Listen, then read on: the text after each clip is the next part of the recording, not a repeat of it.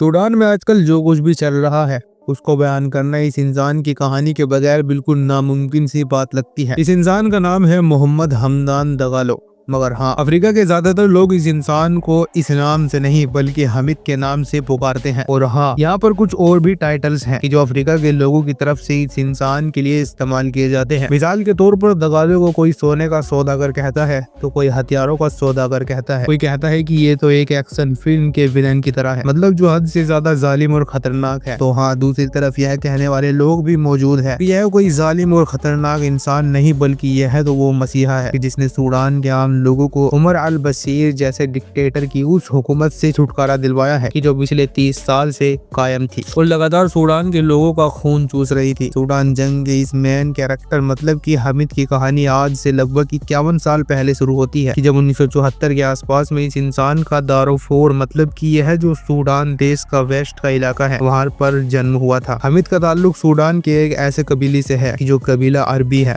और साथ ही साथ ऊंट के पेशों के ताल्लुक रखता है। हामिद ने खुद भी बहुत कम उम्र में ही स्कूल को ड्रॉप कर दिया था, पढ़ाई लिखाई को अलविदा कह दिया था और यही जो ऊँटों की तजारत का पेशा था इससे जुड़ने का फैसला कर लिया था। और फिर इसी पेशे के जरिए से ही हामिद ने अपनी जिंदगी में आगे बढ़ना शुरू कर दिया था। यहाँ पर आगे बढ़ने से पहले अगर आप लोगों को नहीं पता है तो बताते चले कि सूडान आमतौर पर हिस्टोरिकली दो तरह के लोगों में बटा हुआ है। पहले तो वो है कि जो नस्ली तौर पर अरबी हैं और अरब कबीले से ताल्लुक रखते हैं, मतलब उनके बाप दादा किसी दौर में अरब के इलाके से यहाँ पर आकर आबाद हुए थे और यही लोग आज सूडान के अंदर मेजोरिटी में भी हैं। जबकि जो दूसरी तरह के लोग हैं जो माइनॉरिटी वे भी हैं वो दरअसल वो हैं कि जो नस्ली तौर पर गैर अरबी हैं। अब क्योंकि सूडान के अंदर लंबे वक्त से हुकूमत का ताल्लुक अरबी लोगों से रहा है तो ये जो गैर अरबी नस्ल के लोग थे, ये जो कबीले थे, ये इन लोगों के खिलाफ बगावत करते रहते थे। बदले में जो हुकूमत होती थी वो इन बगावतों को अलग अलग तरीके से कुचलने की कोशिश करती थी। यह सन 2000 के आसपास की बात है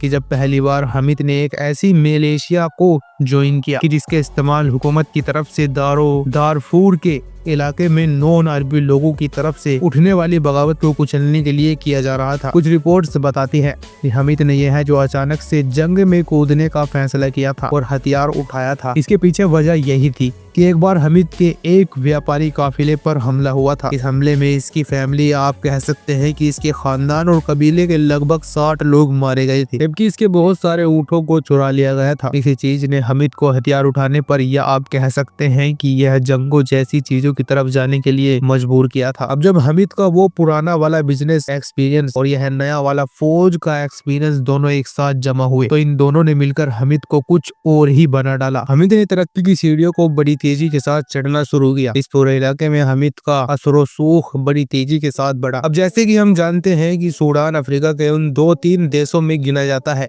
कि जिनके पास सबसे ज्यादा सोना है, मगर सूडान के अंदर भी पाया जाने वाला यह सोना ज्यादातर उसी दारोफरार के इलाके में मौजूद है जहाँ पर हामिद ने बड़ी तेजी के साथ अपने पांव जमाने शुरू किए थे। जैसे जैसे हामिद का असर बढ़ना जा रहा था वैसे वैसे अब हामिद ने एक के बाद एक सोने की खानों पर कब्जा करना शुरू कर दिया था और यही सोने का खजाना, सोने की कोने ही हामिद की सबसे बड़ी ताकत थी। 2013 में सूडान के उस वक्त के लीडर उमर अल बशीर, जो दरअसल एक डिक्टेटर ही थे और जिन्होंने 1989 से लेकर 2019 तक सूडान के ऊपर राज किया था, उन्होंने हामिद के अस्त्रो सरूख, हामिद की ताकत और काबिलियत को देखते हुए हामिद को आरएसएस का मेन लीडर बना दिया। अब ये जो आरएसएस नाम की फौज थी यह है जाहिर है सूडान की मेन आर्मी तो नहीं थी, बल्कि मेन आर्मी एक दूसरी थी। यह दरअसल एक सेकेंडरी फोर्स थी, एक पैरामिलिट्री फोर्स थी जिसको उमर अल बशीर ने बनाया ही इसी इरादे के साथ था कि ताकि जब भी उसकी हुकूमत के खिलाफ कहीं बगावत हो, ये कोई आवाज उठाने की कोशिश करे तो उसको इसी सेकेंडरी फौज मतलब कि आरएसएस के जरिए से कुचल दिया जाए। तो इस तरह आप यह कह सकते हैं कि उधर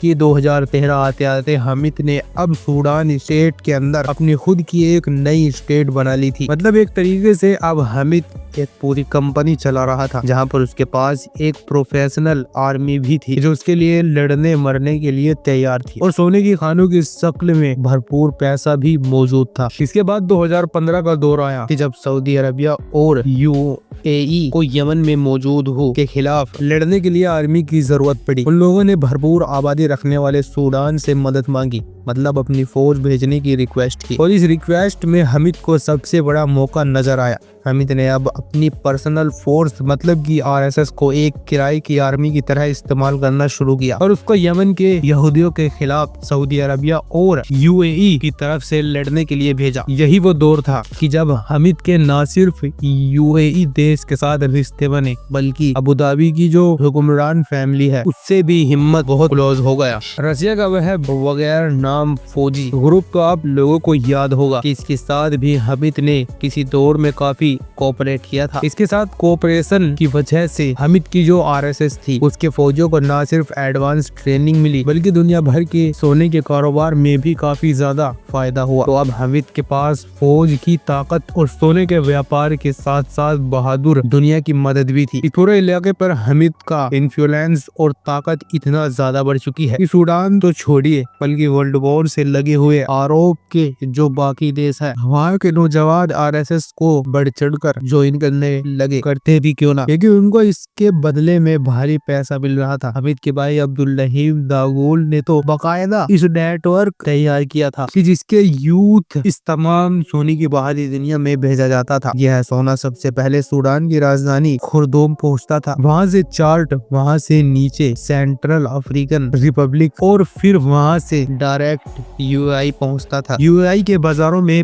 पहले तो इस सोने को साफ किया जाता था और फिर वहीं से ही पूरा काम होकर इसको इंटरनेशनल मार्केट में उतारा जाता। सूडान का सोना आज भी लगातार यूएई पहुंच रहा है और यूएई के जरिए से इंटरनेशनल मार्केट में उतरने वाले इस सोने के ऊपर भले ही सूडान का नाम ना लिखा हो, लेकिन अगर दिल से देखा जाए तो इसकी चमक में आप लोगों को क्लियरली बारफोर के इलाके का मलबा, वहाँ के जलते हुए देहात, वहाँ के रोते बिलखते और दौड़ते हुए बच्चे साफ नजर आएंगे। यह सोने का यही नेटवर्क ही था कि जिसने अब हर गुजरते दिन के साथ आरएसएस को पहले से ज्यादा ताकतवर बनाना शुरू किया था। आरएसएस की न सिर्फ अब बड़ी तेजी के साथ तादाद बढ़ने लगी बल्कि इसके जो फौजी थे उनकी सैलरी भी बढ़ने लगी, पैसा भरपूर था। तो इसलिए अब इन लोगों के दुनिया के एडवांस से एडवांस हथियार खरीदने भी शुरू कर दिए, जिससे अब हुआ यह कि खुद सूडान की जो मेन आर्मी थी उसको आरएसएस से खतरा सताने लगा, क्योंकि मेन आर्मी अब क्लियरली यह देख पा रही थी कि आरएसएस सूडान देश के अंदर ही एक नया देश बन चुका है। इसके पास वो सब कुछ है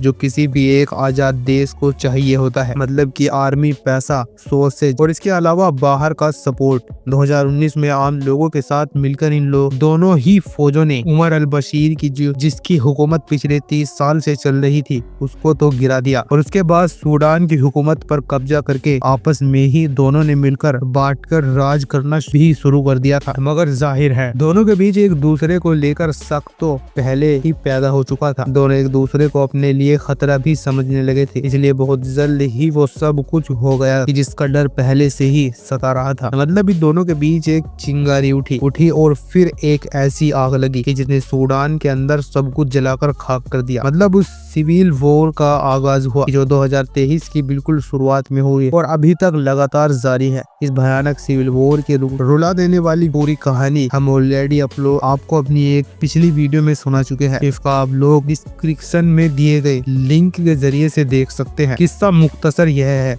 कि सूडान आज 2 टुकड़ों में बढ़ चुका है। इसके आधे हिस्से तो आरएसएस के पास हैं, जबकि आधे हिस्से मेन आर्मी के पास है। सोने की खानों पर अगर आरएसएस का कब्जा है तो बाहरी दुनिया से व्यापार करने वाले रास्तों पर या बादगरों पर मेन आर्मी का कब्जा है। और इस पूरे मामले में अगर कोई सबसे बड़ा प्लेयर है तो वह कोई और नहीं बल्कि यूएई, मतलब कि यूनाइटेड स्टेट अरब एमिरेट्स है, जो खुद तो शांत है मगर दुनिया जानती है कि सूडान के अंदर सारी चली वही चला रहा है। पिछले कई सालों से लगातार आरएसएस की मदद से सूडान का ज्यादातर सोना यूएई पहुंच रहा है। यूएन की एक रिपोर्ट के मुताबिक सिर्फ और सिर्फ 2022 में 15 अरब डॉलर्स का सोना इनलीगली सूडान से यूएई की तरफ गया। और यही वो चीज है कि जो आरएसएस को लगातार ताकतवर बनाकर उसको बाकी रखे हुए है, या यह भी कह सकते हैं कि सूडान की इस जंग को जारी रखते हुए है। बाकी इस पूरे मामले पर आप लोगों की क्या राय है कमेंट बॉक्स में जरूर बताइएगा। वीडियो अगर जानकारी से भरपूर लगी हो तो लाइक करने के साथ साथ दोस्तों के साथ जरूर शेयर कीजिए और ऐसी ही नॉलेजेबल और हिस्टोरिकल वीडियोस हमेशा देखने के लिए हमारे चैनल को सब्सक्राइब ना करना ना भूलें। हम मिलते हैं आपको अगली वीडियो में, तब तक के लिए आप अपना ख्याल रखिएगा।